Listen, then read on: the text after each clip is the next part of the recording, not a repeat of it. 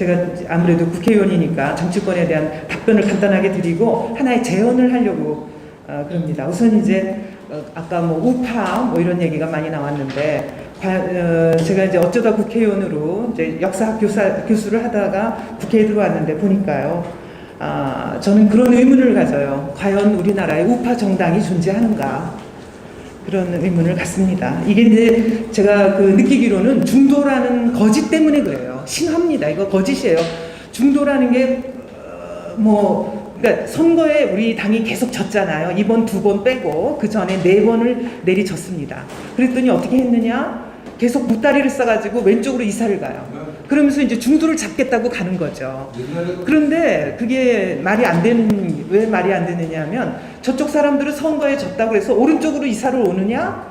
중도를 정말 중도가 있으면 오른쪽으로 와야죠. 근데 저 사람들은 오른쪽으로 안 와요. 근데 우리만 자꾸 왼쪽으로 가는 거예요. 그러니까 지금 그 정치 지형이 0에서 10까지 있다 그러고 5가 중도라고 하면 우리 당 자체가 오른쪽에 있지는 않고 이미 왼쪽으로 올 만큼 다 왔어요. 그래서 진정한 우파 정당이 이제 과연 존재하느냐 이런 의문을 가지고 있고요.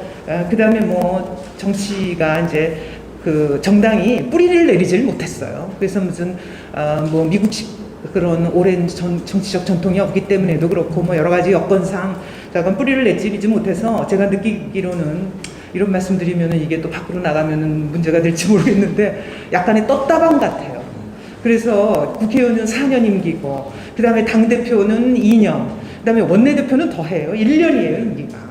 그러니까 그냥 그때마다 매번 바뀌는 거예요. 그래서 이게 지금 여러 가지로 문제가 많다. 그래서 정말 우파 정당으로서 뭔가 뿌리를 깊이 내리고 뿌리가 깊어야 흔들리지 않는데 이건 뭐 보따리 싸가지고 매번 선거 질 때마다 이사를 가니까 그게 이제 문제라는 말씀 드리고요. 지금 그건 별로 중요하지 않고요. 오늘 논의가 됐던 프레임의 문제에 대해서 한 말씀 드리겠습니다. 아까 이제 뭐 이승만 대통령 얘기도 나오고 뭐 여러 가지 얘기가 나왔습니다만은 지금 남정욱 교수님이 그 말씀 하셨잖아요. 이승만 대통령에 관한 책을 썼는데 7가지 그걸 깨부수기를 했는데 알고 보니까 우리가 쟤네들이 짜놓은 프레임에서 놀고 있었다라는 얘기인데 저도 그걸 많이 느껴요. 지금 우리 사회에서 제일 문제가 되는 쟤네들이 짜놓은 프레임에서 우리가 놀고 있다는 게 제가 볼 땐 산업화 민주화 개념입니다. 아까 김대호 소장님도 산업화 민주화 얘기하셨습니다만 제가 느끼기에는요. 역사 교과서를 보면 그게 잘 나타나는데 우선 쟤네들은 우리는 이제 우리가 산업화를 했다고 자임을 하잖아요. 그리고 이제 쟤네들이 민주화 세력이다. 이렇게 인정을 해줘요. 그래가지고 무슨 5.18 뭐 민주화 유공자 법인이 이런 거 다 만들어주고 했고 우리는 이제 산업화의 세력이다.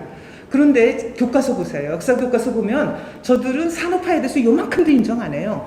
그거는 그 시대에 삼저 현상으로 인해서 다른 나라도 다 할 수 있었다는 식으로 써놨어요. 그래서 전혀 인정하지 않습니다. 그리고 민주화에 대해서는 교과서를 지금 한국사 교과서를 보면요. 4분의 3이 현대사예요. 근현대사입니다. 고대서부터 석기시대부터 이제 개항까지 19세기까지를 4분의 1로 몰아버렸어요. 여러분 학교 다니실 때 한국사 책 생각하면 큰일 나요. 그 다음에 4분의 3을 근현대사로 다 만들어버렸고 근현대사 이퀄 일제항쟁 그 다음에 민주화 2가지밖에 없어요. 항일과 민주화밖에 없습니다. 그래서 민주화는 오롯이 자기네들이 한 거예요.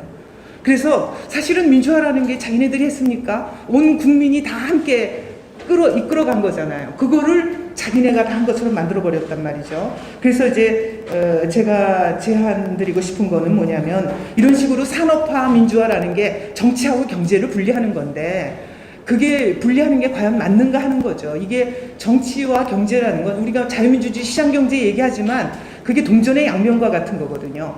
자유가 없으면은 경제가 발전을 못 하잖아요. 그래서 이 동전의 양면과 같은 것이기 때문에 쟤네들이 짜놓은 산업화 민주화 프레임에서 놀면은 우리는 백전백패한다는 거죠.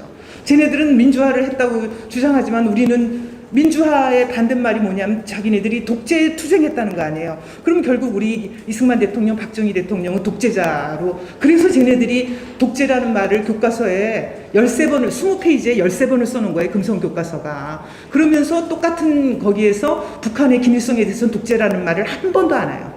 그러면서 우리 쪽만 이승만 독재, 박정희 독재, 군부 독재 이렇게 해갖고 40년 독재를 했다고 써놓은 거거든요. 그러니까 독재, 민주화라고 인정할 때 그거는 우리 쪽을 다 독재라고 매도하는 거다. 이승만, 박정희를. 그러니까 이 민주화니 산업화니 이 프레임으로 가면은 우리는 영원히 승리할 수 없다. 그래서 제가 말씀드리고 싶은 거는 그 김일영 교수가 썼던 책, 제가 평생에 가장 큰 도움을 받았던 책이라고 생각하는데, 건국과 부국이라는 책이 있잖아요. 이승만 대통령의 건국, 그다음에 박정희 대통령의 부국. 이제 거기다가 저는 가운데 호국을 하나 더 넣었으면 좋겠어요. 그래서 이제 건국과 그다음에 6.25 전쟁에서 이겨서 싸운 공산주의자들과 싸워서 이긴 호국, 그다음에 부국, 이렇게 해서 하여튼 뭐 호국은 빼더라도 하여튼 건국과 부국 프레임으로 가든가 어떤 이런 식으로 해야지 결국은 그 전 국민의 어떤 건국, 그다음에 이제 이렇게 뭐 부유하게 된 그런 대한민국의 성장 발전을 담아낼 수 있는 프레임이 되지 않을까, 그렇게 생각을 하고 앞으로 이 방향으로 갔으면 어떨까 하는 그런 제언의 말씀드립니다. 너무 길어서 죄송합니다.